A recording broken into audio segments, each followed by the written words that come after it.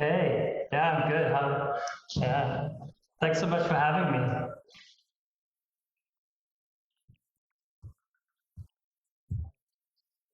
Yeah, I believe there's some doors in the chat already. Yeah,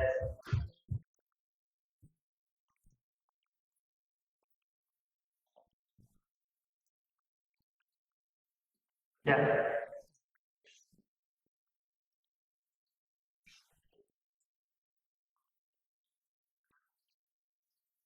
cool.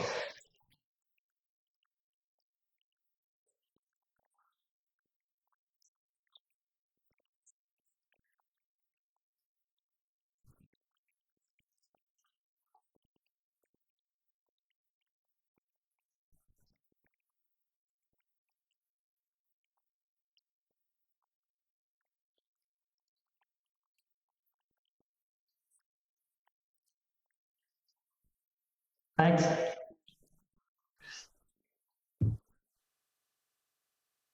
Cool. So my name is Alexis Christodoulou. I'm a 3D artist and designer. I go by T Alexis on Instagram and some other platforms. And I've spent the last 10 years of my life exploring abstract architectural ideas in 3D and trying to push the boundaries of how we think about computer generated art and design. Uh, I'm originally from South Africa, from Cape Town, where I lived most of my life. Until very recently, I moved to Amsterdam with my wife, actually in December last year. And this is where we set up a small 3D studio to kind of expand our business. As you can see on the first slide, it says Color C Studio. Just to give you a bit of background, I studied copywriting and basically advertising. So I never studied 3D. I worked in advertising for many years. I also worked in winemaking for quite a few years. And now I work full time in 3D. I used to have a hobby of 3D, and I don't anymore. Yeah, so let me get started. Just work this. Cool. So how did I get into 3D is the first question I'd like to explore. I got into 3D 10 years ago. That's when I first started playing around in it. It's the same time that Minecraft was released. That's sort of the only relevance that this cube has on the slide. Um, and I basically, yeah, started in 2011, that's right. But my fascination with computers and technology started like way before that. 1995 was, I think, my first sort of like proper explorative like experiences on a computer. I remember like we got like I think it was like a Pentium with Windows 95 on it. And obviously at that, I was like 13 at the time. So I was obviously like very much into the video games of that time. Um, and it's important to kind of explore this because I think the video games of that time, and I was so little, and I think the video games of that time were the things that kind of really kind of like expanded my imagination and kind of like really immersed me in like worlds that I could kind of like almost like displace myself into. I grew up playing like a lot of the Sierra games, like Space Quest and Police Quest. I also played a lot of like the colonization games. I was like particularly obsessed with Theme Park, which came a bit later. And I think those games and SimCity 2000, I think those games gave me like a sense of world building, a sense of like, God games allowed you to like, create your own universe or create your own city. And I think those are the feelings that I still kind of use when I make my art now. So like, in a sense, like I still see it as like playing video games. But then I got a bit older and I started like enjoying video games less because I was feeling too guilty about playing them and not working. So we can like smash cut to 2011. This was me in my advertising career. And I was like way overstressed, way overworked, and all the magic that I had sort of anticipated about having this creative career had disappeared. Without sounding too dramatic, when I look back at this time, it really was like a turning point. I was in need of a creative outlet, something new, something that was mine outside the advertising space. I had all these ideas in my head that I wanted to get out. And so I found myself standing at a crossroads. And this is when I stumbled across like my first piece of 3D software, which was SketchUp. A friend of mine was building just like designing himself a coffee table. And he's not actually a 3D artist. He's just a musician. And I was kind of blown away that he could so quickly have like taught himself. I mean, he's a pretty like, he's quite an autodidact, like he can teach himself stuff pretty well, but he had like managed to teach himself to do 3D. And before that, I had sort of understood 3D as like quite a big barrier to entry, and that you need to go to school to do it, and that you needed to study to do it. And this sort of like blew my mind that I could just kind of like almost teach myself this. And so at that same point, someone told me this phrase, which is like, be careful what you do every day, you might just get good at it. And at that time, like I mentioned, I was doing advertising, and I realized at that point I didn't really want to get good at advertising. I realized I wanted to get good at 3D. So I made a promise to myself that that was what I was going to do for every day for at least 2 years or 3 years, and then just see what happened. And this is when Alexis is born, I guess. My sort of method for working every day, because I think that's quite a big hurdle, is sort of like, how do you motivate yourself to do something and teach yourself something every day? And my motivation was, I'm going to make an image and I'm just going to post it onto social media at the end of the day, and then I have to move on to the next image and just carry on like that. And so there's a lot of like criticism against social media. I have a lot of problems with social media, but if you look at it in sort of a creative way, there's a lot of tools there that you can use to sort of like even like build a career. And I've seen a lot of people do it. It's really helpful.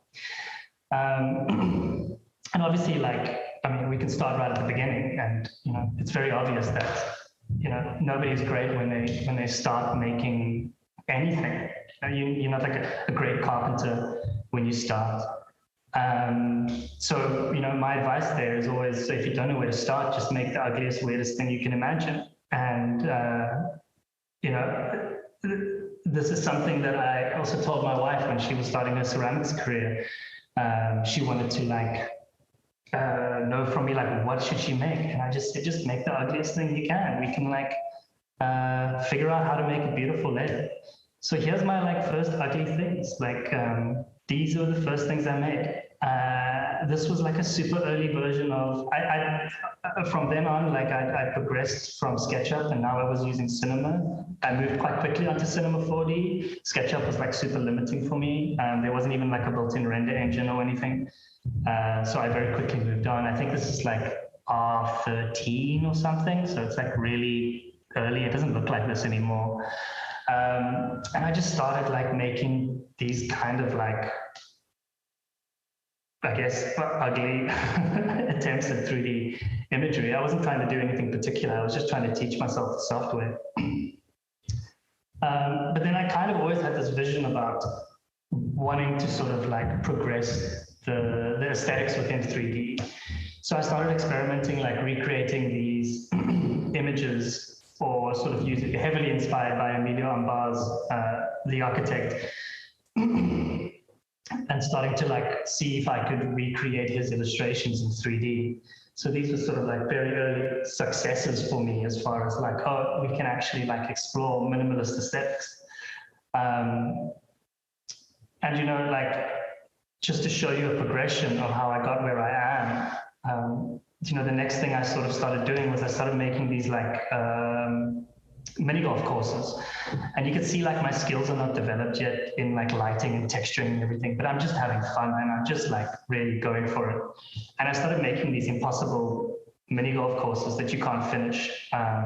You know, like either there's two endings or the holes in the water, or, you know, it's just like no way to finish the mini golf courses. And this was also like a way for me to like not take it so seriously. But then as I started building these mini golf courses, I started like exploring like the architectural like boundaries of them. And I started getting like super into it. So like one of those would take me like a day, and then I would spend like 3 days like really like fleshing out these mini golf courses. And it was like very quickly I was not making a joke anymore. Now I was like making these architectural ideas. And I was like, well, this is going somewhere. And then, you know, that sort of translated into shooting the mini golf courses from other angles, and then sort of taking the elements of the mini golf courses and then sort of trying to start making like more sort of like fleshed out architectural ideas. And this is kind of the start of the aesthetic that I have now. So these are the very early like ideas that I was exploring when I was doing these, like, I'm not a trained architect, but like, what are the architectural ideas that I can play with? I was very drawn to arches. I have a Greek Cypriot background, so like I was drawn to like Cycladic architecture as well, which you see a lot in my work. So the inspiration that I use for the images that I build now, I mean, I will take you through like some of the early inspiration that I did, but like, you know, what always inspires me is always something, and it sounds kind of cheesy, but it's like, it really is something inside my head rather than, you know, an image from a specific architect or a film or a game. Sometimes those are starting blocks, but usually it's like, you know, these ideas of escapism that I was building in the beginning, which is like, I was growing up on a farm in Pretoria in South Africa. Like, we didn't even have to wear like school shoes to like junior school. Like, it was just like, you know, African bush basically. And like, I was really like, kind of like yearning for this like Eurocentric architecture by the time I like got to my teens. Like, I just wanted to live in a big city. I wanted to live in like a place that was developed architecturally. So this is like really like a way for me to explore that personally, you know, and I think that's fairly really important to kind of see in my work, is that I do draw inspiration from a lot of architects, but like I also just really like am personally kind of like inspired by my own life, or whatever is lacking in my own life, let me put it that way. When I started out, these were some of the sort of like imagery that I was drawing from. I was looking at a lot of like surrealism, a lot of Magritte. I was also really inspired by Super Studio's work. I love the use of the grid lines, and Jean-Pierre, as his name, Jean-Pierre Reynaud, pronunciation. And like, you know, you're working in 3D, and then you throw a grid line on top of that. Some tiles, and you've already got like a vanishing point, and then you've got tiles making your vanishing point like even more, you know, dramatic. So that was working like really well. So I started using these ideas, and nobody really was using these ideas in 3D at the time. Like, there were a few, but it was kind of like super exciting to start exploring these ideas in a 3D way, rather than like illustrative or photographic. When I first started, like I think one of the first things that I started using to draw my images was light, because I wasn't really good at the other stuff. And it was really like blown away. That was the first thing that like blew me away in a render engine, was like that you could move the sun and you could shine the light wherever you wanted. And I started painting with light, and I think that is something I still do. You know, it's one of the first things I do when I start to create an image, is I just kind of try and make the image work without anything else but light. So you can see like in my early works, which are these I was really using light a lot, like through windows, whether they're like cuts on walls. And then I was also like really obsessed with water early on in render engines, because water can just look like so fantastic. Like I think this was like, I think I was using Cycles 4D. I used it like very briefly, and I think I used it here, and it was like actually had like built-in caustics, and it just like kind of blew my mind. So like I started using water everywhere, and I was just like kind of obsessed with pools. And one of the reasons I was obsessed with pools as well is because like, you know, again, like my parents we didn't have a pool when we moved to Cape Town, and I like really, really wanted a pool. So I just kind of like started exploring all these like crazy ideas for pools and like what I could imagine them as. And a pool that I would want to go and like take a dip in. And again, I'm just using tiles and pool and light. There's some rocks here, which are a little bit later on as well. Yeah, and then the tiles. I just started doing like tile studies. I just got obsessed with, I just started putting tiles everywhere. And it was quite funny, like I started taking like normal spaces and then putting tiles on them, and just tiling the roof, tiling the floor, and tiling the walls. And it kind of became like an aesthetic choice for me. I still tile a lot of stuff in 3D, but not as much. I think people tile too much nowadays, maybe. Yeah, that image on the top left is actually a reproduction of the bathroom, change room in the first Police Quest game. Like very early on in the game, you got to go into the bathroom, and there's like a locker room in the middle, which I took out and I put a pool in. And later on in my career, Chris Brown would just like completely steal that image without letting me know or crediting me, just like using it in his music video, which is a bit rough. And then here's just more tiles. So I went tile crazy. Later on in my career, I started really exploring nature. Like, so in these early images, I wasn't really using nature. And I think that was also like, I was just like, you know, technically limited. And then also when lockdown happened, you know, I had a lack of nature in my life. Like Cape Town's a very wild, kind of like amazingly abundant place in terms of nature, and suddenly I was locked inside and I couldn't go on hikes and I couldn't go and see the flowers. So I started to like go back outdoors. So it's kind of funny, like I went like completely like architectural, and I was like trying to like make these urban spaces that I want to be in now. And then I kind of like, well, I really miss nature in my work. And I went through periods, you know, like I'm using a lot of grass at one point, a lot of like green. I went through a period of just doing like oceans, like I got obsessed with the ocean. I was just trying to like imagine like kind of minimalist ideas of architecture around, you know, whether it was the ocean or pools by the ocean, or, you know, also inspired by some of the rocks on the Greek islands. I went through like an autumn phase as well. And I was always living in the southern hemisphere. So, and all my followers on Instagram, a lot of my followers on Instagram are like in the northern hemisphere. So I'm posting autumn pictures in their summer, which you guys don't like that much. But then when I post summer pictures, everyone likes that. So the autumn period was kind of short-lived. I might do another autumn period this fall, now that I'm actually in the Netherlands, where it's basically autumn all the time. And then I went through like a rock phase. And basically all these phases and all these explorations ended up with like a few years of abundance of images and practice on Instagram. And like I mentioned, I just used social media as like a practice board and a pin board. And I just kind of put everything out there. And, you know, I never really had a plan. I just wanted to kind of put my images out there. And through all this practice and play and exploration, I was getting better and better. And, you know, people started approaching me to collaborate. But there's a very important point that I want to make here, is that, you know, this thought came to me the other day where I don't spend a lot of time on my work, like but I do spend a real like very large amount of time working.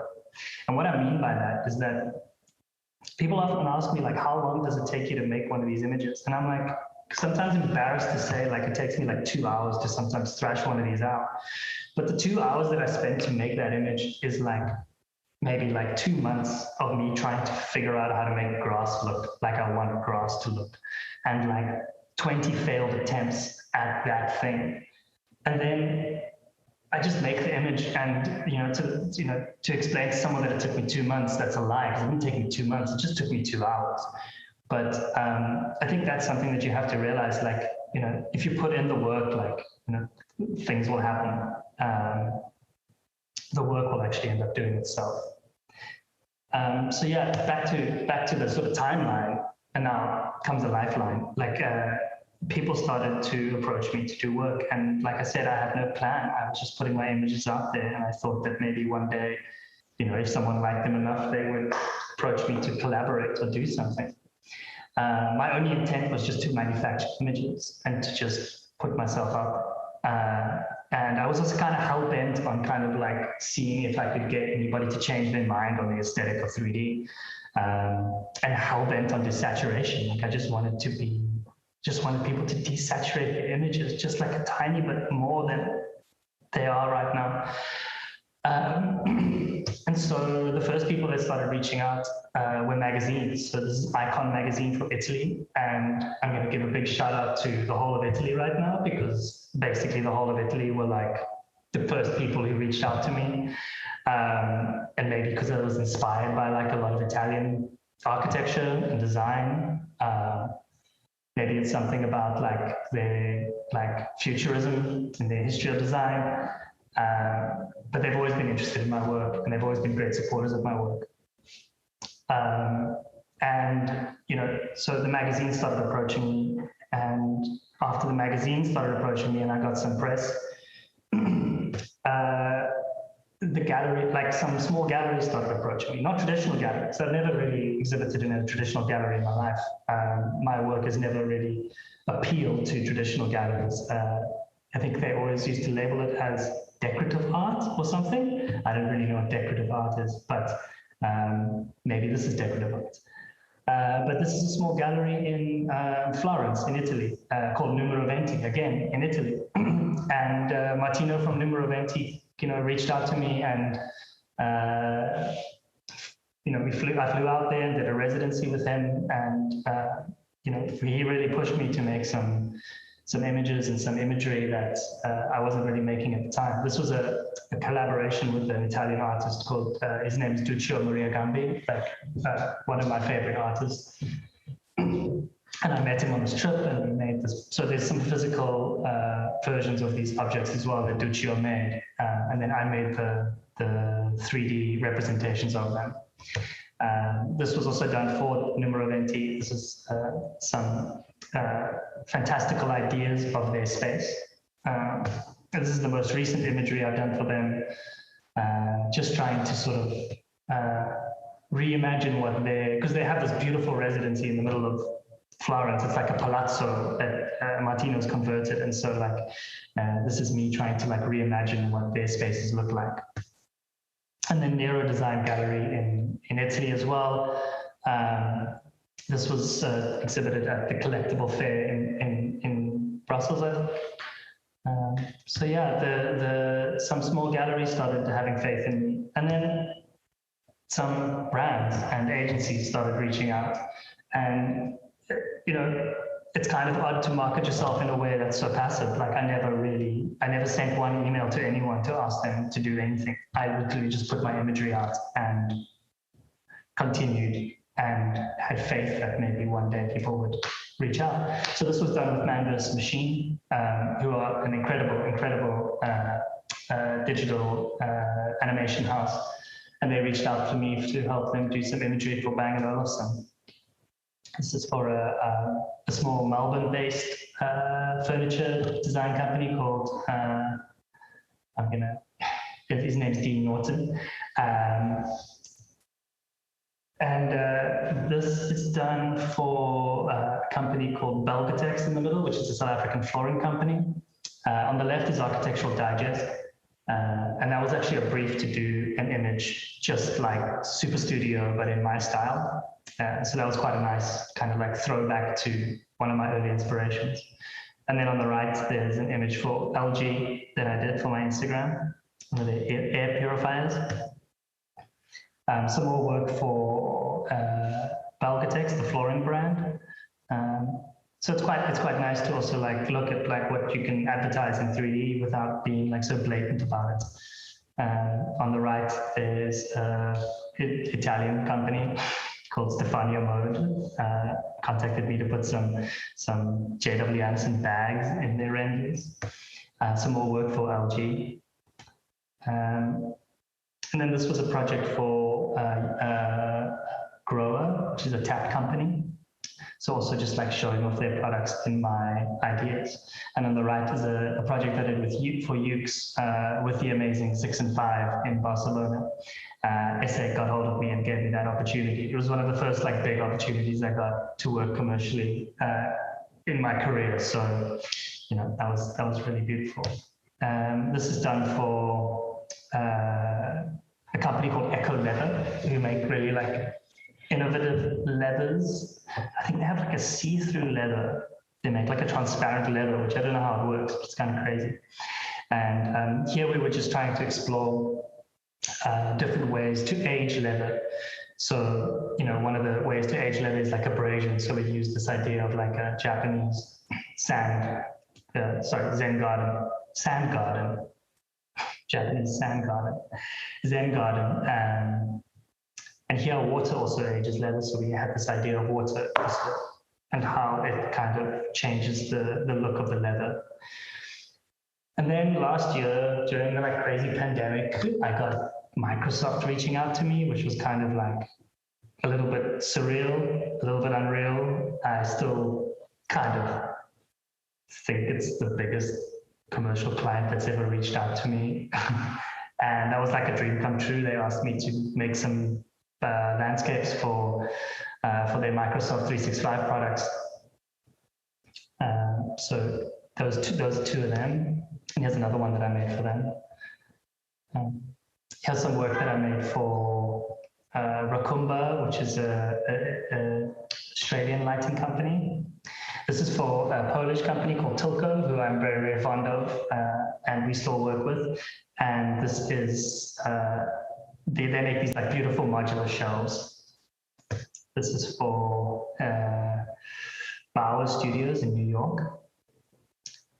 And this is for, it isn't released yet, actually. It's for a company called Russ Clothing.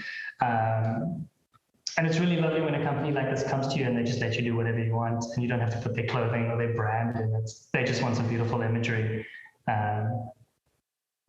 Yeah, so this is like a small summation of some of the brands that I've managed to work with in the last 5 years. And I think now, you know, it was first like basically just a hobby, and then kind of turned into this commercial thing where I stopped working in advertising, and eventually I stopped working in winemaking, and now I work full-time in 3D. And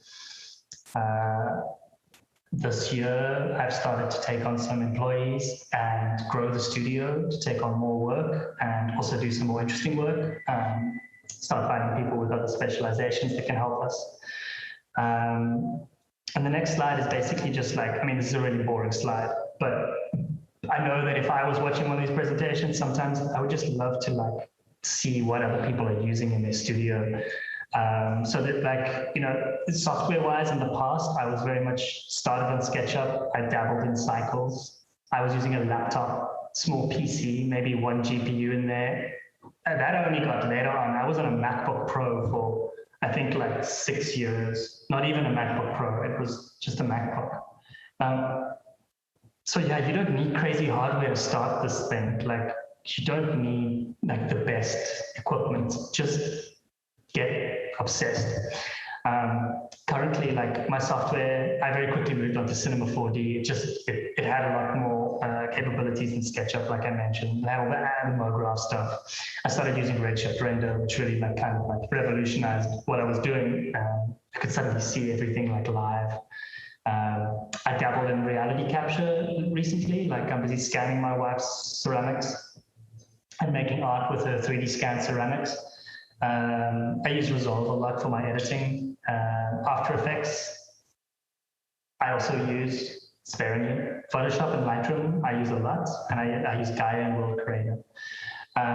Currently, I just use sort of like this workstation and this workstation behind me, which one of my employees works on. And then I have a slave workstation, which is really nice for a small business, like just having another computer in the back that is basically just a render machine. And then we use dual monitor setups, which I mean is kind of obvious, but you know, maybe not. And then in the future, like we really want to move into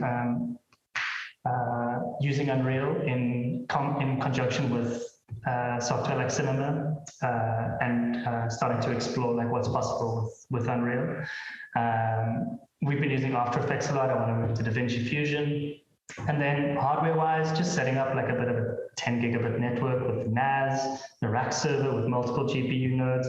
And I think that's something when you're setting up a small company, you kind of like forget. It's like you need employees, but like your employees also need stuff to work on. And then once you're all working on something, it's like all these things need to talk to each other.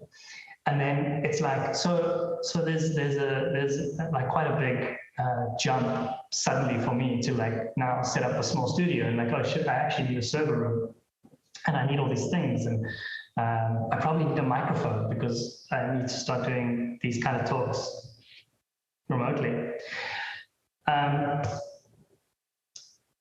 then kind of like going into the future, you know, 2020 was a super strange year for everyone. 2021 is a strange year as well, but you know, for a different reason for me. It's the year that art went kind of fully digital. And this kind of thing called non-fungible tokens became really popular in 2021. Started way before that, kind of really big now. And this was an opportunity for me to tell stories. I only got involved in non-fungible tokens in like about February this year. And sorry, for anyone listening who doesn't know what a non-fungible token is, I'll do like my very best to explain it in like the shortest amount of time. Maybe if anyone from the door gang is listening, they can correct me later.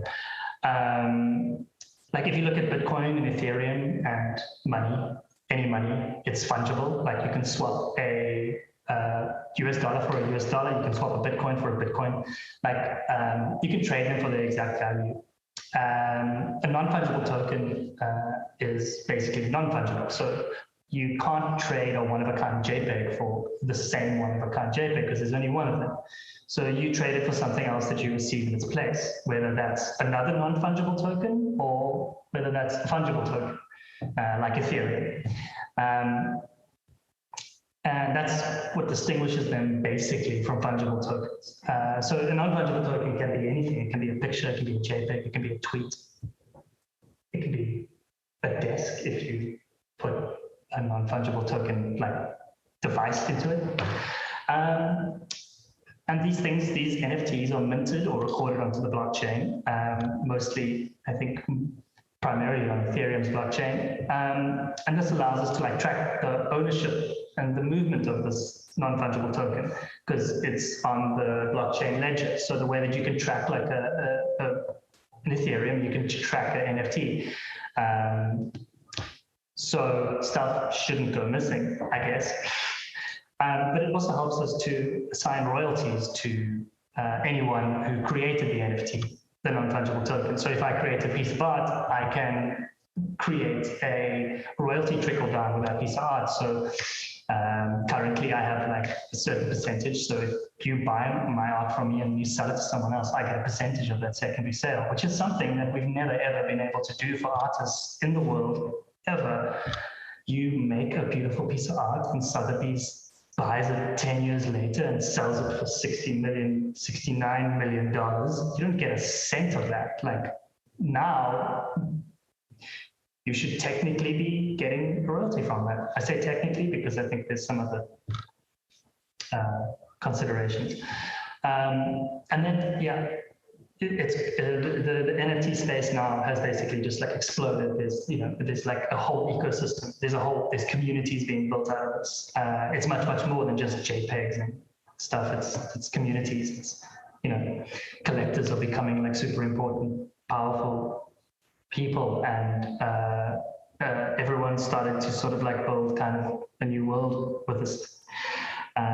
It's also created like crazy exposure for 3D artists. I had a lot of exposure. Now I have like an insane amount of exposure. But for me, it's really important opportunity for me to really get back out of the creative work and back into something that I really enjoy doing, which is exploring like collections of ideas. So I'll just quickly take you through the 3 collections of NFTs that I've done. My first one was called Homesick, and this was done in May 2011. I was just moved to Amsterdam with my wife in the middle of lockdown, and I was just feeling super homesick. So I started making, let me just optimize my video quick. I started making images and videos that sort of reminded me of back home. Turn off this. Yeah, whether it was like a swimming pool in the sea from, somewhere where I used to swim, or like, the West Coast National Park in Cape Town where they had like all the beautiful flowers. So, this was like a very, very personal project for me. It made me like, it kind of like distracted me from the fact that I was in this kind of really, really foreign place. And the one that I did after that was called Permanent Vacation. I did this in June. And the reason why I did this one was basically like, since the beginning, I think a lot of people felt like this during lockdown. Nobody really had a holiday. Like we all, like if we were working from home, we didn't stop working. And if we were unfortunate and we lost our jobs, like we weren't having a holiday, like, it was just like nobody was having a vacation, and I was especially like vacation strapped. And I came up with this idea that maybe like I would never ever go on vacation again. So I made this collection called Permanent Vacation. And I was really, really inspired by a Japanese artist called Hiroshi Nagai, who did all like the Japanese city pop covers in the 80s, some Roman Polanski films, and then the photography of Slim Aarons.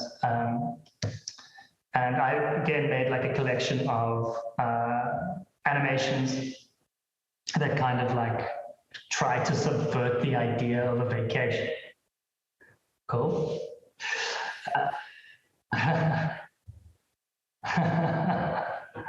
Yeah, it's very close to the end now. So here's some of the inspirations that I used for that project. You can see it's like pretty much like idyllic vacations. And then the latest one I did is called the Biosphere Project. And the inspiration for this one basically comes from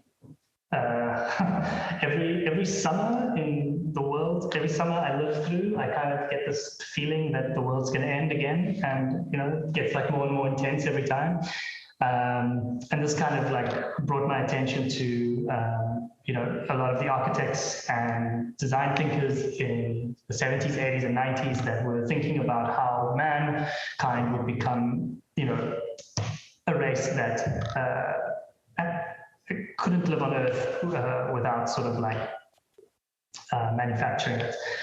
So it's like this kind of like a very like sort of like happy version of dystopian Anthropocene architecture. Those are big words, sorry. Anthropocene architecture is like man-made architecture. We're in the Anthropocene now, like we were in the Paleocene with the dinosaurs. Now we're in the Anthropocene, which is like the man-made era, when we're like destroying the world. And these are like little biospheres, like the film Biodome with Pauly Shore, but like little small versions of those that I found to be intimate and kind of like I'm having a son in like I'm having a baby boy in like a month's time, and I thought like maybe I'll make like a positive version of, you know, the future for him, or for myself, make myself feel better. Yeah, and some of these are the inspirations that I drew from Buckminster Fuller, who like kind of popularized the geodesic dome, uh, you know, Ant in the 70s. So yeah, that brings me to the end of my talk. So thank you, everyone. There's me as an old man in 3D in the future.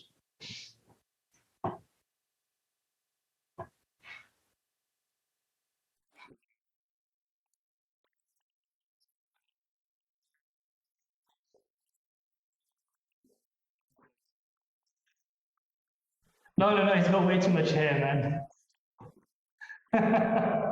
He's got hair. I don't.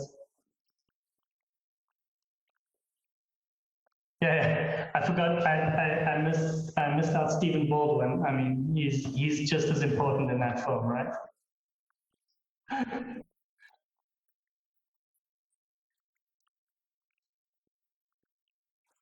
Yeah,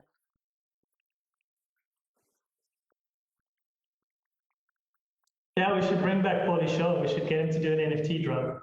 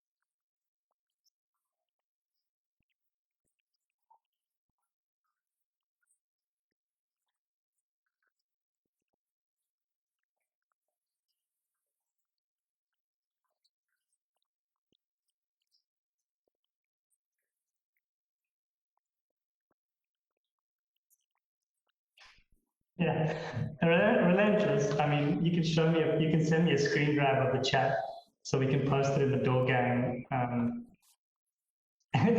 Like, yeah, I've got the Discord open here so I can see the fair. Yeah, there we go. But yeah, that's what I was talking about. I think there's this like community and community building that happens in the NFT world where you know, everyone's just so excited about what's going on at the moment. It's like, you know, there isn't really like, uh, I want to say there's not that much sense in a lot of the stuff, but, you know, there is this feeling of community, which is like kind of really, really special. And I think, you know, it's going to be like a time that a lot of people that are in the NFT space now are going to look back at and remember as like a really special time for them.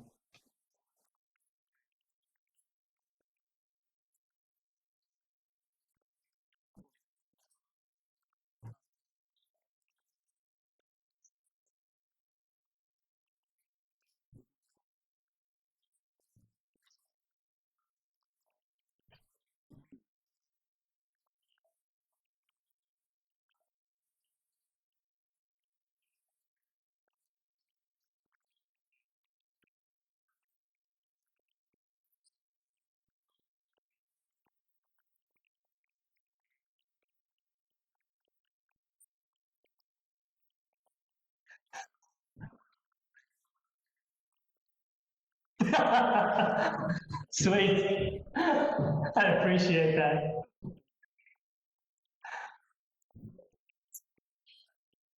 Yeah.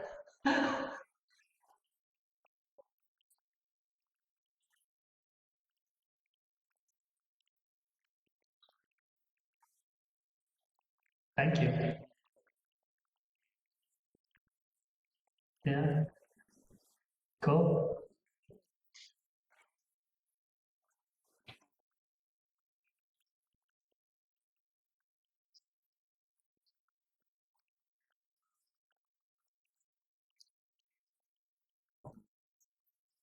Cool. Thanks so much for having me. It's really been a pleasure. Yeah.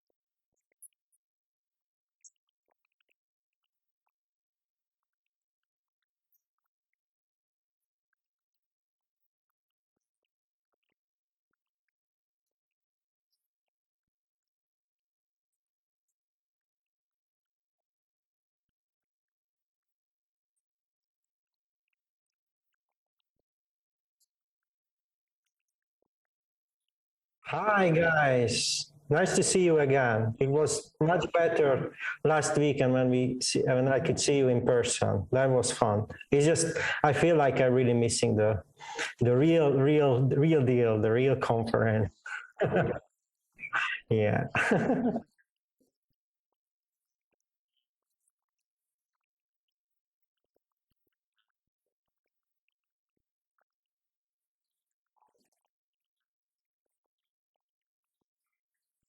Yeah, you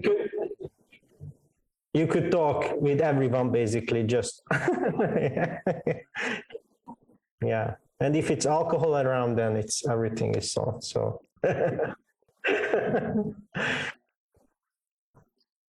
guys, thank you for the invitation. It's really, really great.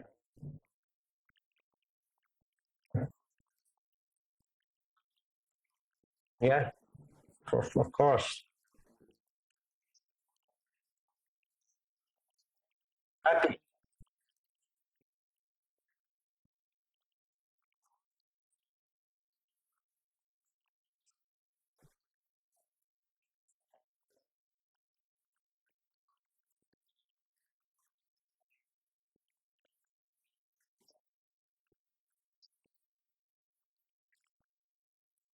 Yeah.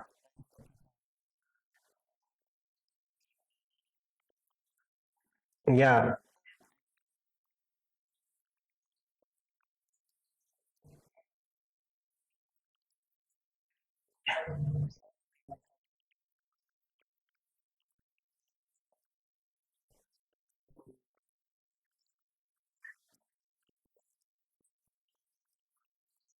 Can I join?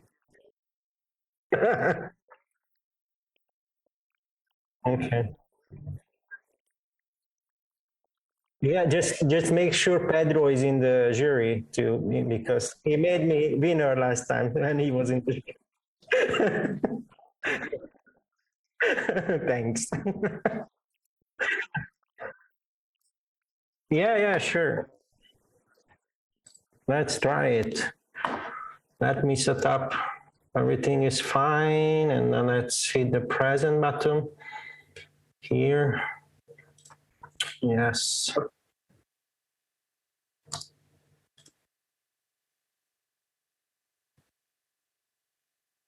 Okay, okay. Uh, sure. Just give me 1 minute. Let me set up full screen. Okay, so hi guys. My name is András Káldos. I'm the one of the founders of Brick Vision, the CEO of Brick. As this is going to be a quite packed talk, and we put lots of things in this presentation, and I assume most of you know about Brick, so I won't waste too much time to introduce Brick or myself for you. Brick is an Arquiz focused company. We are providing design communication services for prestigious architects.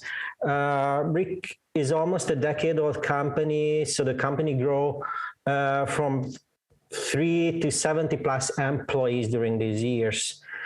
Many of you probably saw me earlier and heard me or my colleagues to talk about Brick during conferences, introducing the company, showing some cool projects.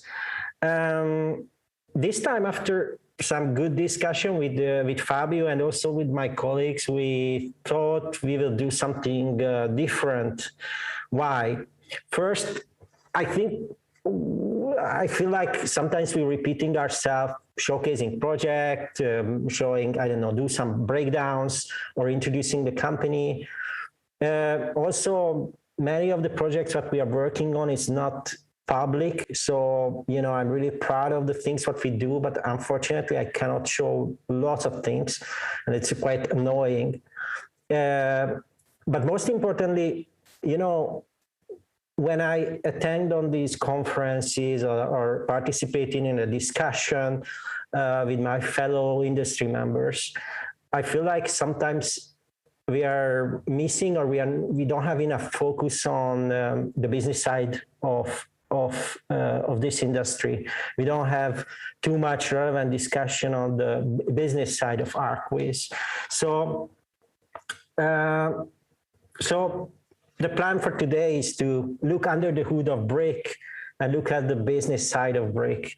I believe I will able to share some interesting thoughts about how we run a company of 70 people. But before I do that, let me show our showreel from last year, just to show something visual, not just, I don't know, slides with reports. So let me play the video. It's 1 minute. Yes, and okay. And let me mute myself.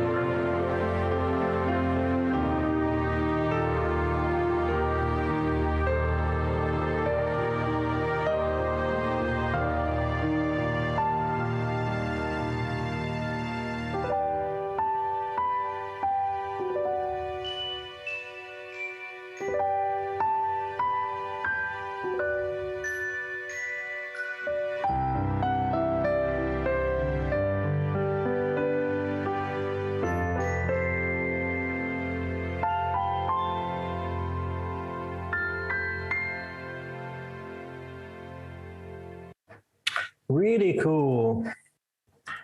Really cool. I guess I'm back with the mic.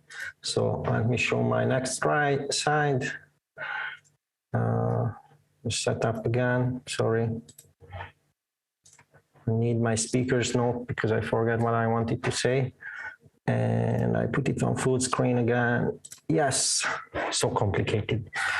So today, in this 40 minutes, this is what I left. Yeah, so after this short intro, what I will make, we're gonna have 2 pre-recorded videos. One of them will be, it's pre-recorded, and Eva Sixay, who is our commercial and sales director in Brick, gonna talk about just an overview about the commercial and sales strategy. And right after that, Gergely Kis, who is our chief operation officer in Brick, will give you a short tour in our company management system. And after that, maybe I will do some quick outro, and after that we can have the questions if there will be any.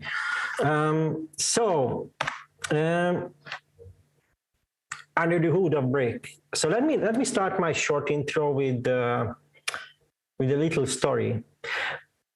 During the years, as I said before, I attended many conferences, talk with many people.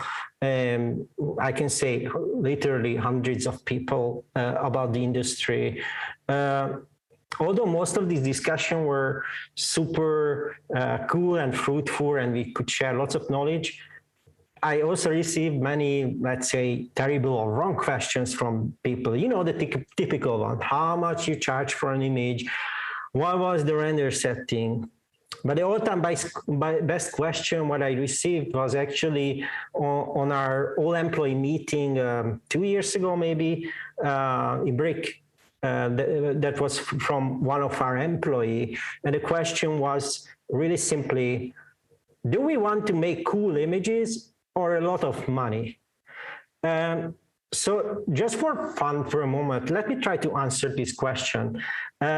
This will sound like a business lesson number one for dummies, but believe me, actually, it was really good practice for me as well, how I approach this question and see the forest through the trees. Of course, my first reaction was, yeah, I was unprepared, really.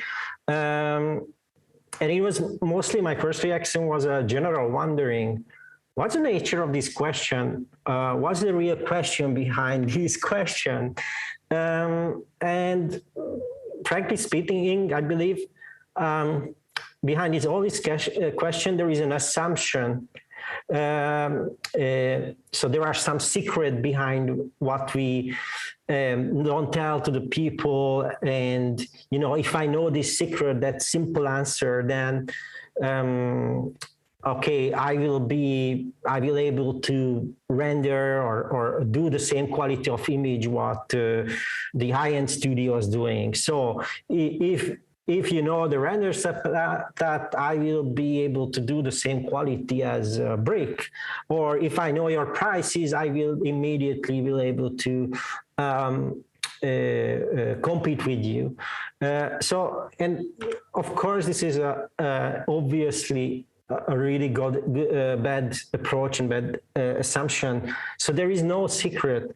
I came up with a really simple explanation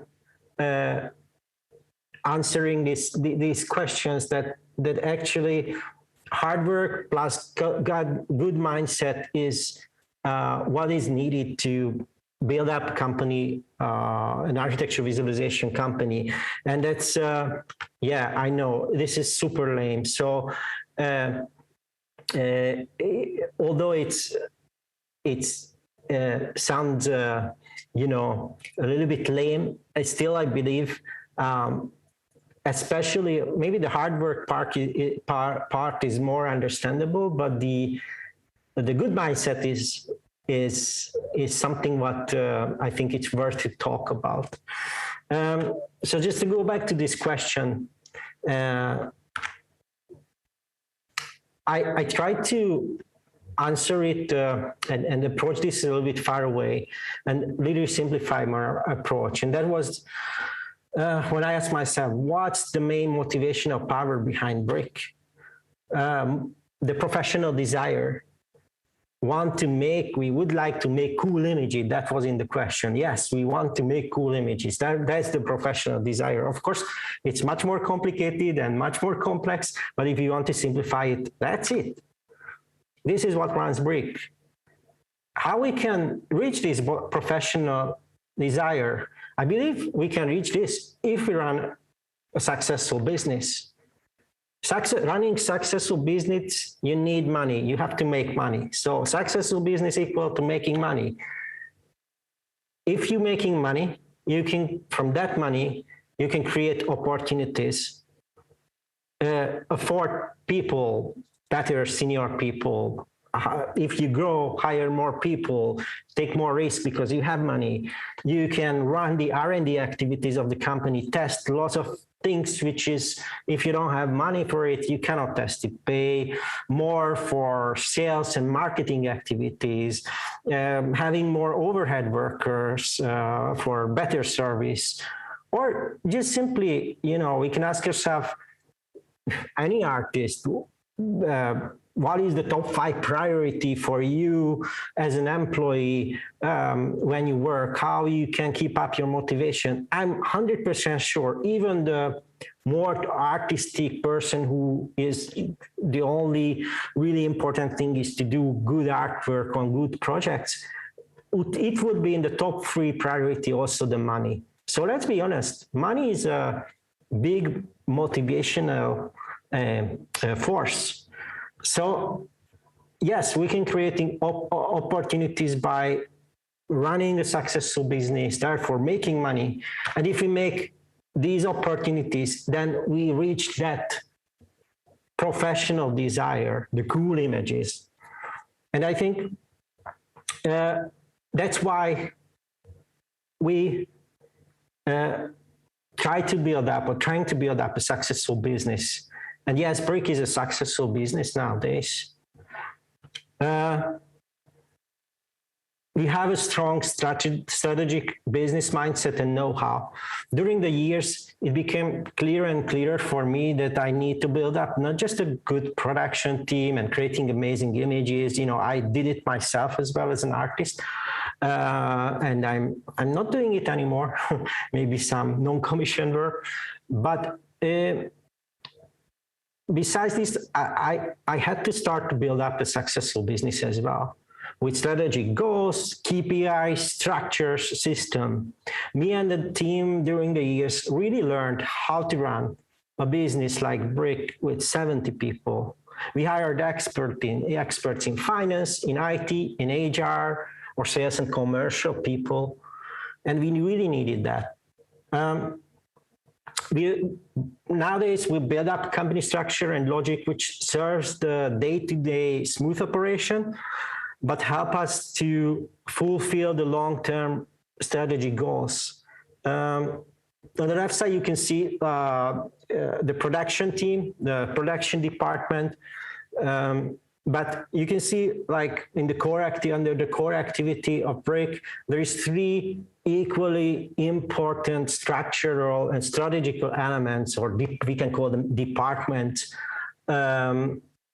which they are equally important. The sales team, the support where we have all the controlling, the planning, IT, HR, which is super important in this case, and also the R&D activities. Today, actually, we brought you 2 examples from this structure, just a glimpse what and how we do things in sales, and a glimpse into the company management system. As I said before, these are pre-recorded videos, so this is gonna be a little bit vlog style video, different from this live session. Eva, who is our sales director, and right after it, Gary, who is our Chief Operation Officer, will talk on this pre-recorded video. Sorry, we are still learning how to do these vlog style videos. Actually, I asked Fabio's help like a couple of months ago to a little bit give us some guidance and tips and tricks how to do this properly. So it's still not perfect, but I hope you will enjoy it. So I will play it for you now, and then I will get back right after it. It will be around 20 minutes, this video. So let me just close this presentation, and I will play the video. Hello everyone, let me introduce myself. My name is Eva Szikszai and I represent the commercial and sales department of Brick. I'm basically responsible for customer experience, business development, income, and profitability. Frankly speaking, I don't even have a background in architecture or even in visualization. But I spent 12 years as a sales leader in corporate banking, so I can probably give you an insight into how I see this, let's say, small niche market from the business point of view. Sales in general, it's always about customers. It requires an external focus, it requires you to understand customer needs, but your ultimate goal at the end is to make them happy and encourage them to return. So from that perspective, let's say the story is the same everywhere, regardless of industry. But here is something which is quite different. The most specific characteristic of this market compared to other industries is how much we focus on the motivation of our production team. I've never ever seen an industry before where the sales team's responsibility is not only to make the customer and the company happy, but also have to focus on the artist's satisfaction so much. It's an essential factor because we believe we are only able to provide that high level quality if we are able to keep our artists motivated and content. Therefore, we need to bring in the most prestigious clients and the most interesting projects for them to work on. So even if we have a lot of inquiries every day, the achievement of this goal requires us to be constantly proactive in sales activity. Moreover, unfortunately, the interests of the clients, the artists, and the company almost never match. So the most important thing to remember, and this would be my main message for today, is that it's essential to have a person or a team, or at least an approach within a company that is able to achieve and keep the balance between those interests. The question is, how can we achieve this win-win-win situation in this triangle? How can we work with the most prestigious clients at a good price, with full customer satisfaction? Frankly speaking, it happens rarely on the project level, but you can achieve it on the company level. So, we are already talking about data analysis here. The more data we record, the more data we monitor, the more we are able to maintain this balance. Furthermore, I just want to give you an impression of which data or rather indicators we follow in order to make sure we are running the business well on the company level. As always, client's perspectives comes first. The client is usually interested in quick results. It's in our best interest to provide them with the time and the price proposal as soon as possible. I don't have to emphasize how important speed is with architecture competitions, I guess.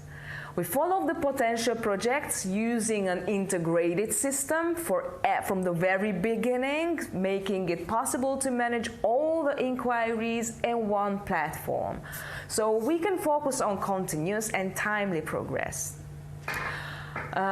Going forward, the relevance of communication is another key element. Every time you see any possible changes in advance, which could have an effect on a timeline, or a price, or a scope, it should be discussed with the client immediately. But how can we make sure that we are good at this? Actually, we ask our customers.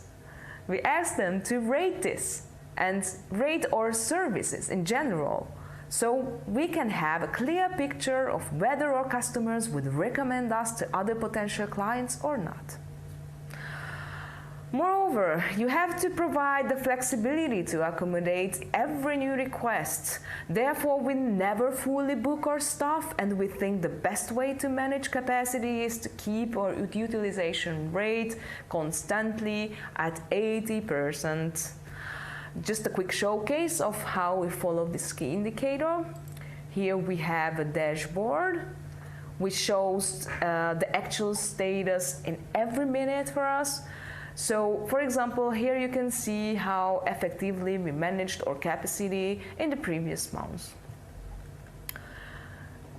The next goal is the contentment of our artists, which we can achieve by, of course, bringing in the coolest projects and the coolest clients. But, you know, what's the definition of cool?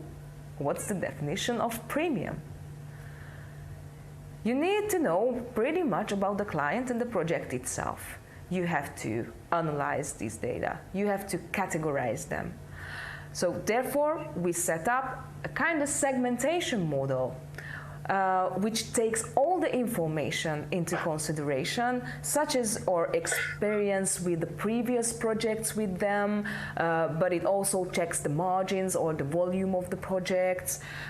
It also takes clients' behavior into consideration.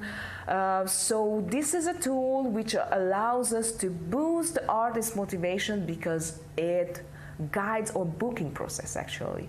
So for example, if we are fully booked for 4 or 5 weeks, we start to, choose the best projects for everyone, like cherry picking, let's say. The other way you can support the artist is to help them to sell their ideas, help them to communicate. Help them to communicate their artistic approach in a way that the client is able to appreciate. This is the main additional value for work anyway, so it's essential to present their suggestions effectively. Another thing that can make a production team very happy is when the project portfolio is diverse. Sometimes they need super cool, creativity-driven projects, but sometimes they just need to change gears and, with a more common residential project, for example. Their needs are always changing, so the best you can do is just to be aware and pay attention who is doing what. So, last but not least, let me talk about the business aspects. The most effective way to present how we are running the business is to show you our data analysis, dashboards that we check on a daily or weekly basis. Basically, there are 4 key elements, or let's say goals, we would like to achieve. First of all, we want to fulfill the income plan of the company, that's for sure. We want to generate profits. We want to bring in projects, the coolest projects from our key clientele. And of course, we want to work at our capacity. So here you can see how we monitor our performance regarding the income. Here you can see a forecast of our income. Here you can see how we follow general price level, how we manage our capacity and utilization. I would say the numbers are not important here. It's just that I want to give an impression of how we do sales control. The last thing I would mention is how critical it is to monitor my sales team's performance and set the goals in relation to these elements. So basically, every member of my team is focused on these 4 key elements every day. Well, now we've talked about charts and trends and numbers, but the more important thing is where all this data is coming from. Because we record all the data in one integrated system, which we developed in-house, so we're pretty much proud of it. And basically this software supports all our activities. So now I'll hand over to Gary, who will show you how this tool actually works in practice. And now I just want to thank you for watching and enjoy Duty conferences. Hi everyone, my name is Gary. I'm responsible for the process development at Brick. As András and Vica mentioned, I will give you a visual insight into our background system called Brick Hub. This software was designed and developed by us based on our needs, so it's absolutely tailor-made. It's mainly an ERP system with a huge project and client database, project managing and reporting modules, and partially a CRM and financial modules. I plan my presentation to showcase the visual elements of this system instead of giving a deep explanation of its operations, so hopefully it will be a nice and easy continuation of our presentation. Let's jump in. Let's start from the middle. If you look at the screen, you can see the scheduler. This is kind of the heart of the system. This is our capacity planner platform.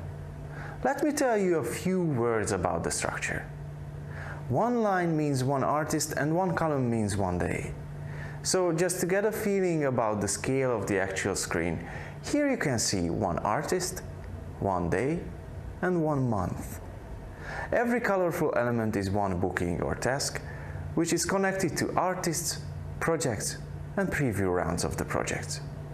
The smallest plannable value is 1 hour, the longest can be more than 1 month. Since we are here, I would like to share some facts about our capacity. We have 55 artists today, and this is continuously growing. This means that we have 440 sellable hours per day. The production team is working on around 15 projects at the same time, so this means that we are working on 40-45 images and 2 or 3 movies on a usual day. Beside these projects, we usually have more than 50 projects in the sales pipeline, which are in planning phase. But let's go and see how the projects go through the main stages with the help of the hub. When we are logged in, we can see the home screen, where every card is one project. The columns are the different stages from the point when the inquiries have just been received until the projects are paid out. So this platform shows the lifetime of the project. It works with drag and drop, so if a project should go to another stage, you can just grab it and drop it into the selected stage. Okay, let's create a project. As you can see, there are many other functions on this page.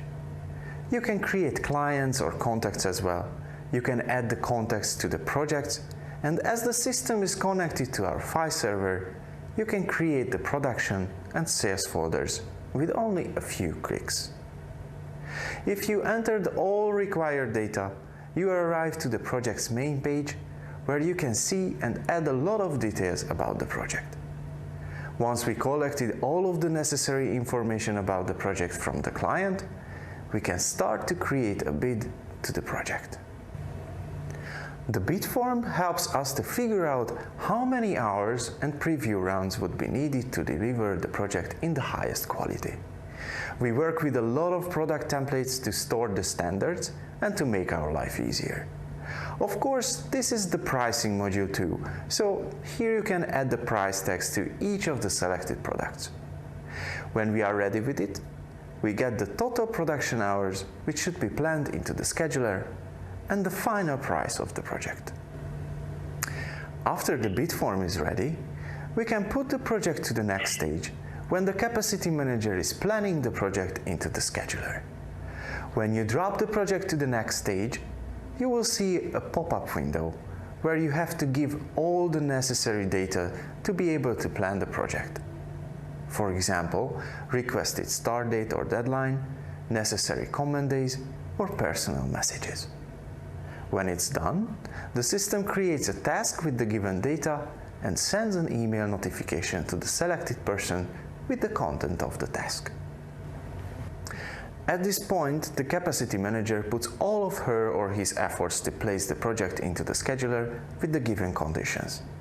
Of course, it would be too easy if every project would fit for the first time, but unfortunately, this is quite rare. Usually, the capacity manager has to reschedule other projects, talk to the key account managers and project managers to find the best solution for everyone. After finding that, we can create the timing for the client based on which they know when they can expect the previews from our side and when we expect their comments back. Okay, now we have everything. We can send back our offer to the client, so we can create the proposal or later the order form. This platform can help us to create order forms in a really easy way, as we can save a lot of templates for clients or project types, where we should change only the relevant data. Above that, from the client's perspective, it is easy to confirm as well, as they don't have to print or sign anything. After pasting the order form link and the given PIN code, the client can reach their order form online. After entering the requested data on the last page, they just click to the confirm button and it's done. Afterwards, both parties get an email about the confirmation. When the confirmation received, we can start the production. During the production phase, the project managers and artists do their best to keep the pre-agreed conditions. As we send out the timing to the client, we do everything to keep it as planned. To help this, we use a self-developed tool where the client can see the actual stage of the project flow beside the previews. It's connected to Google Drive, so it's easy to import the images with their names into the document. With the help of this tool, we can create a PDF where the clients can follow how many comment rounds are left and when they have to send their comments back to us. The other important condition is the planned working hours. As we plan the necessary production hours in the bid form earlier, the production team has to produce the project from that amount of hours to keep the planned financial results. We have a monitoring system where the project managers can follow the running projects. Here they can see if they run out of their hour budget at any project, so they can immediately jump into the process to fix or cover the additional hours. Whenever the project is delivered, the key account manager can start the invoicing process. Because of the tax laws, we have to use a third-party software to create the invoices, but we connected it to our software, so we can import the invoice data into the Brick Hub. We can easily create financial dashboards and reports from the invoices. After we send the invoices to the client, we just have to wait for the payment. Once it arrives, we can put the date of the payout into the system. If it happened, we can close the project and put it into the close stage. Even though we arrived to the end of the project, I would like to highlight that there is another important function of the system. This is the reporting. There is a built-in module where we can create any kind of reports about the projects, clients, employees, invoices, or production hours, and so on. After we set up the report, we can export it into Excel to work with it further. Beside this reporting module, we created an upgraded version of it, which is our dashboard. As Vico mentioned previously, this tool helps us to monitor and control the sales-related information like inquiry numbers, pricing tendencies, total amount in the sales pipeline, or bonuses. Beside that, here we can see the actual utilization of the production team, which can help us to see if we are following the plan or if we have to change anything in the process. And last but not least, there are financial reports as well, like received payments or outstanding invoices. As we arrive to the end of my presentation, I would like to highlight a few important things. Even if we have this precisely designed software in our hands, the main methods which drive the software do not depend on a tool like this. Creating production standards and sales or production KPIs to measure the performance are key elements of the financial plan of the company. At the beginning, we started to track these data in Excel or Smartsheets, so the point is not the way of tracking, but to do it somehow. This mindset helped us a lot to have a sustainable and successful company with more than 70 employees. Guys, thank you very much for your attention and have fun during the rest of the conference. Take care. Bye.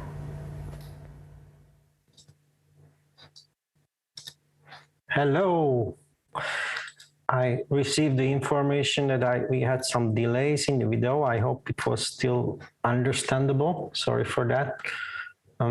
Let me share my screen again. Not screen, just start the presentation, sorry.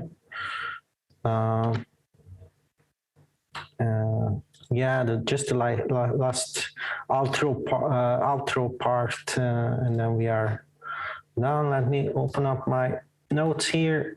Thanks. And let's put it in full screen. So it was quite heavy, especially Gary's presentation. Yeah, became a quite complex system.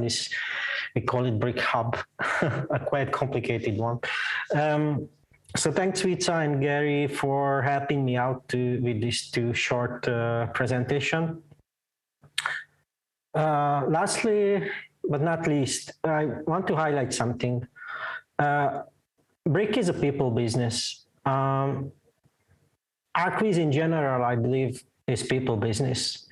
We are selling our talents and skills and not really the products. This is Brick's biggest value and most important asset, not really the brand name or the IT stuff. And actually, the whole company is built around this. The whole structure is built around this fact. Capacity planning and risk management, because we need that, because it's critical how we utilize this team. Constant controlling of our quality to keep the consistency of our quality, controlling the budget in order to secure the financial results, support and constantly develop our talent pool. If you remember Eva's presentation, even the sales team has to do, let's say, an internal sales in order to keep the artists motivated with good projects. Constantly motivate and maintain our artists as possible. Therefore, we need a good HR and recruitment strategy. Actually, about the recruitment, especially the recruitment strategy, tomorrow I will touch this topic when we're going to have this Brick Academy workshop. And I could continue talk about these elements and how we do things in Brick, but we are running out of time, I believe. Yeah, it's 45 minutes past. So, guys, I believe I told you everything, what I wanted to say. Yeah, sorry. No, I think I'm ready actually, because we don't need it. So I just wanted to thank for listening my presentation, and it was a little bit unusual for me as well. Sorry for that. I will stop the screen sharing now. So it was a little bit unusual for me as well, of course, and it was probably not that entertaining visually for sure, which is quite unusual from us, but we tried this. So you hope you find some important information, or at least made you think about how you run your business.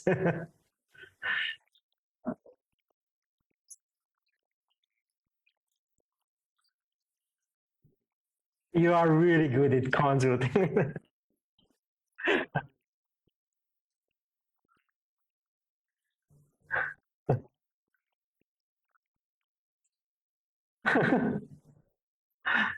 Cool.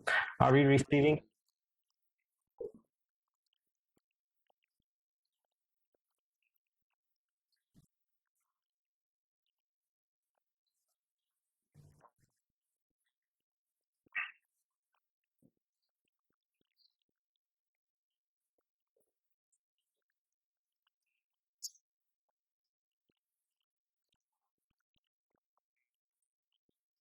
Mm.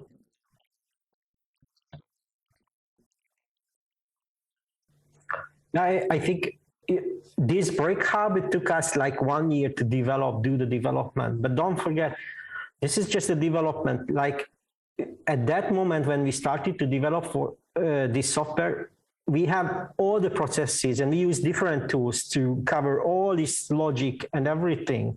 So only the development took us more or less 1 year to do it. Actually, Gary partly can do some programming, and of course we hired a professional company who helped us, build up the backend database of this. But it's not that important. I think here the key is that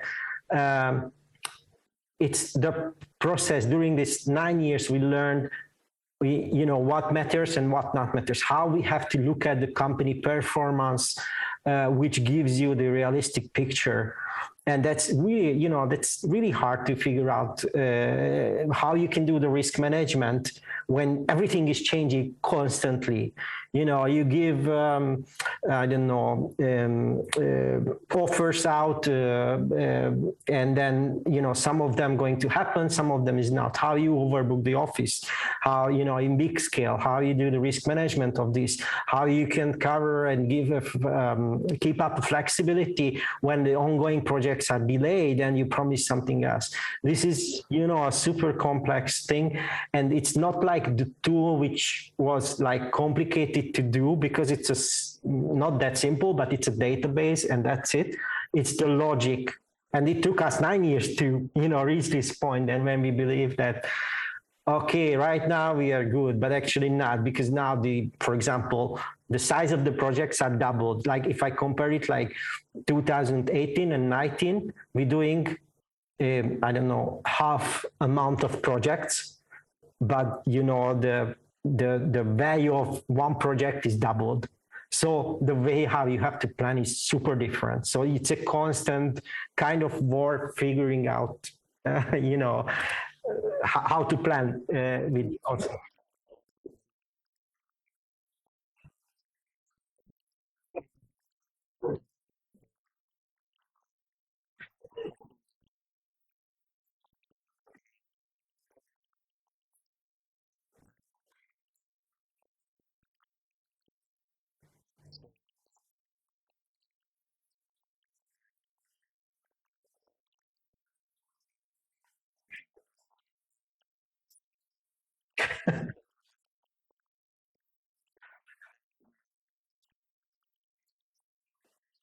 Yeah.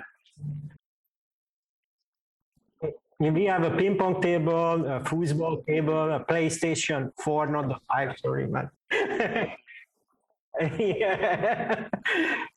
Not really. It works like this. You know, the reason why we keep up this capacity is just, okay, we're doing an image of 4, and the client is, for some reason, requesting a 5th one, and they are in deep shit, and you want to have them out. So we will use this free capacity to serve their needs and, you know, give that 5th image. Or, for example, the production team fucked up something, you know, they made a mistake and we need to, you know, do it quickly. So we have that little capacity left and we can, you know, fill those holes and fix our failed delivery or something. So, or the client like say that, okay, sorry guys, I promise you to receive to send the model today and you could start to work on it. That was planned. And they said that we cannot, and we can send it 2 days later. So you need that little space when you do this capacity planning and replan everything. You know, we have one full-time person who is doing just this, you know, when you saw this scheduler that moving around these projects on I call it resources, which is the artists. But so yeah, this is all the time utilized usually for projects. If it's not, we have plenty of things to do in R&D. We are testing lots of things right now. We are retesting, not just testing, already using Vantage in the movie production. It's super useful. Of course, sometimes we're testing Unreal. We're constantly building up our 3D model asset bank. So yeah, it's quite, we can make them busy, not just with the full stable.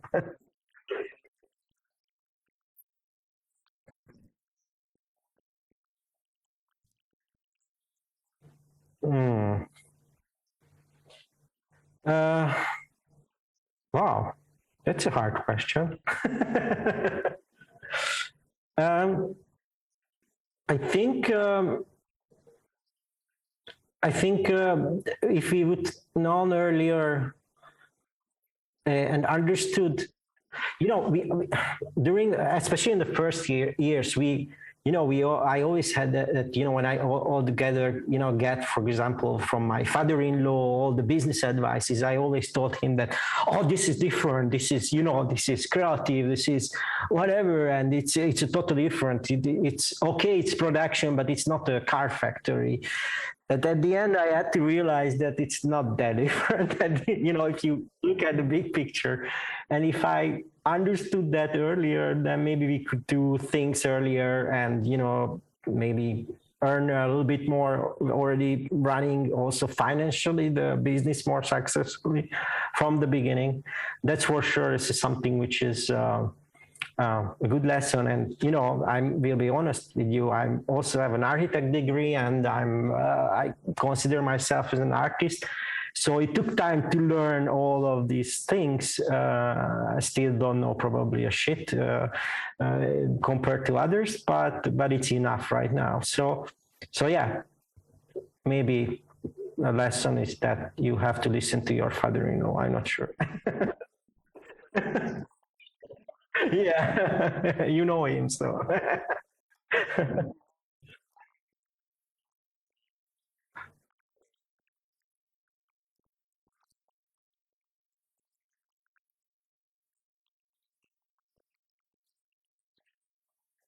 Yeah, yeah, that's that's another interesting topic that people have a certain expectation from our quiz industry, and I feel sometimes they get unmotivated in brick or outside of brick. It doesn't matter, because they have a super different expectation.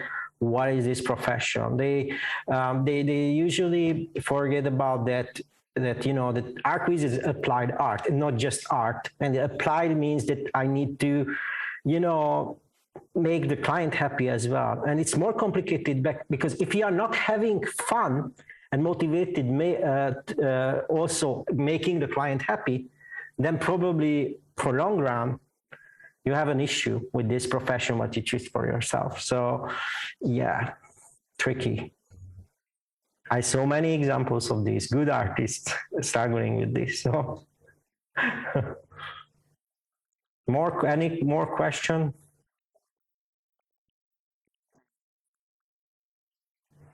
Okay. Probably tomorrow we will talk more about this, because we will talk about the Brick Academy, and we're going to have this online review. So we actually requested from people to send us portfolios, and we will do with Martin, with our creative director, a portfolio review on those portfolios. And during this 2 hours workshop, we also gonna talk about what is our approach regarding juniors or internship. I can tell you that usually we don't directly welcome internshippers. We're doing that through our Brick Academy, through our school. We already have, I don't know exactly, but maybe like more than 10 people from the academy who is working here in Brick as a full-time employee. Some of them are, or many of them, or most of them are senior artists already within a year. And they are super motivated. Actually, this is like also part of our HR strategy. We realized that we are not able to grow, like just recruiting seniors, especially, recruiting from Western Europe to Hungary. Please come to East Europe. It's a really good place. I try to sell Budapest, but it's hard. But, we can have like trainees or juniors from the academy who has the eye, who has the talent, more flexible, more motivated. And if you find these talents, we can make them, good artists super quickly. And they are usually much more motivated because, we teach everything or most of the things we teach them. And that's a good team. That's good spirit.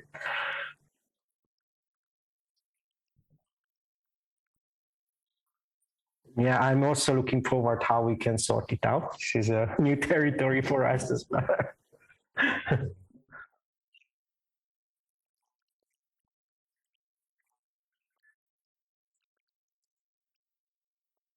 Sorry, I couldn't catch you because there was some lag. Yeah, a lot. No Lada, Trabant, we have Trabant. It's a much cooler car. Made of paper.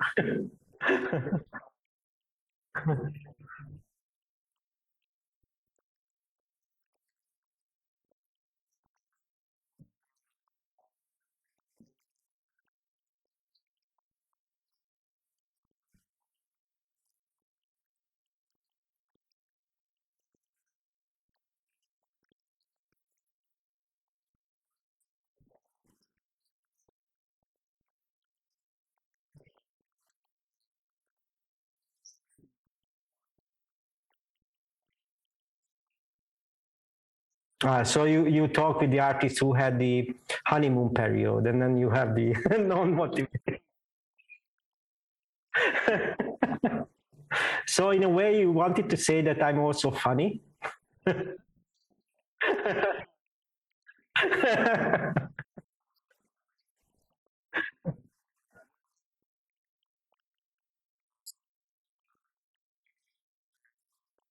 Out of business, no?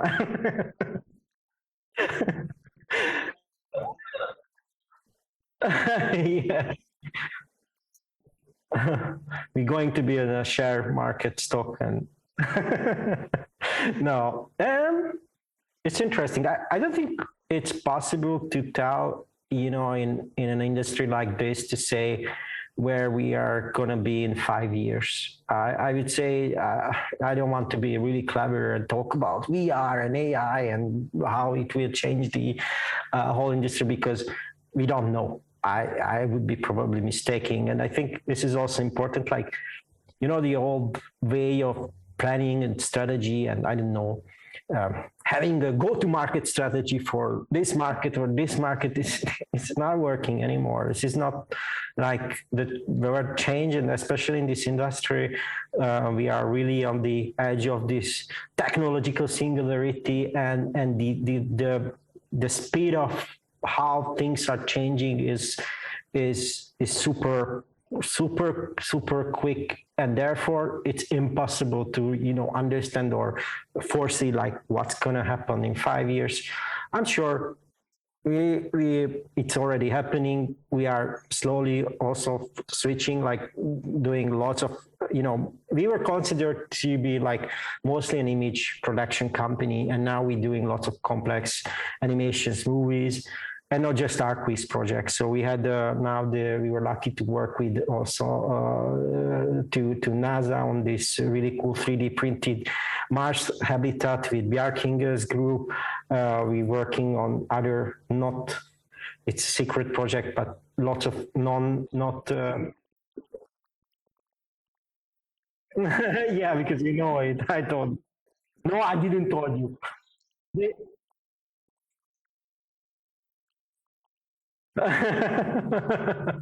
Yeah. So yes. So probably we will do not just architecture visualization. We're already doing that, and that shift is happening, and our professional interest and that cool image desire, what I explained you on my presentation, is going towards that direction. But I think it will remain. Also doing design communication for architects, but we will slowly shifting towards this direction for sure. Yeah.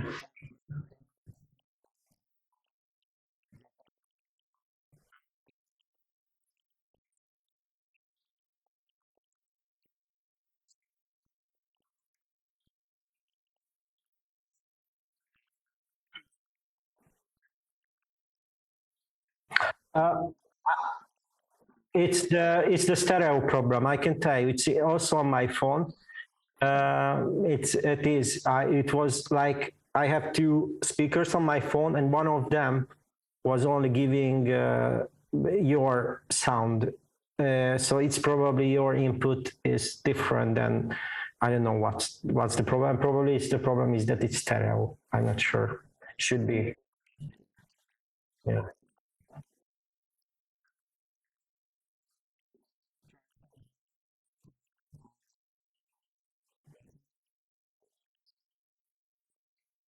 But they could hear me, and that matters.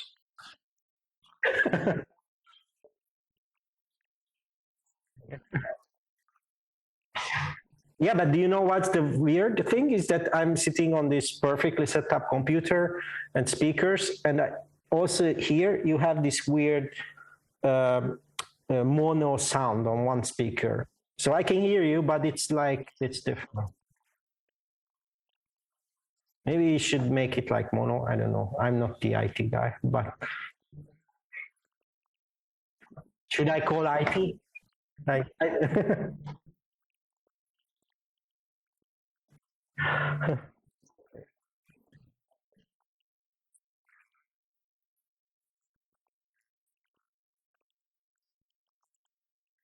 Yeah, sorry.